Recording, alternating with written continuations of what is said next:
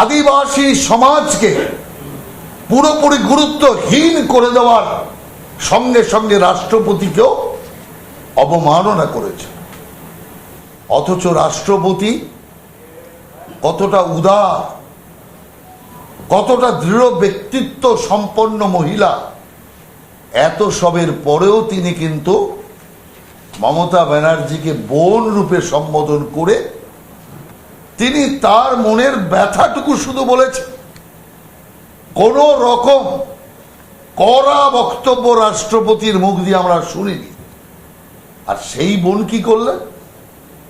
এই ঘটনা ঘটার পর রাষ্ট্রপতিকে অপমান, একজন আদিবাসী মহিলাকে অপমান, আদিবাসী সমাজকে অপমান, সাঁওতালি সমাজের কার্যক্রমকে ভণ্ড করা, এই এতগুলো অপরাধ একসাথে করবার পরেও মুখ্যমন্ত্রী বড় বড় কথা বলছে, মুখ্যমন্ত্রী সাফাই গাইছে। ওর উচিত ছিল যে যে ঘটনা ঘটেছে তার জন্য দুঃখ প্রকাশ করা এবং প্রশাসনিক তদন্তের আদেশ দেওয়া উচিত ছিল।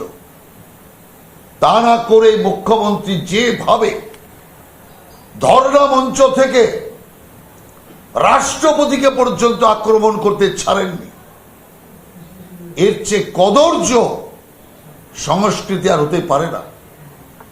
বাংলা বরাবরই অতিথি বৎসল রাজ্য।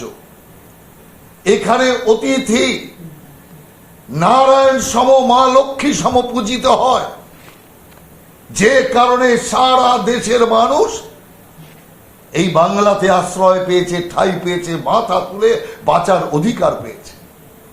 কারণ বাংলা সব সময় অতিথি বৎসলতার এক প্রকৃষ্ট উদাহরণ দেখিয়েছে। আর আজ কি হচ্ছে? সেই বাংলা চরম এক অতিথি বৎসল না হয়ে অতিথিকে অপমান করবার এক পরাকাষ্ঠা দেখাচ্ছে। এ তো বাংলার সংস্কৃতি ভেঙে চুরমার করে দিয়ে যাবে।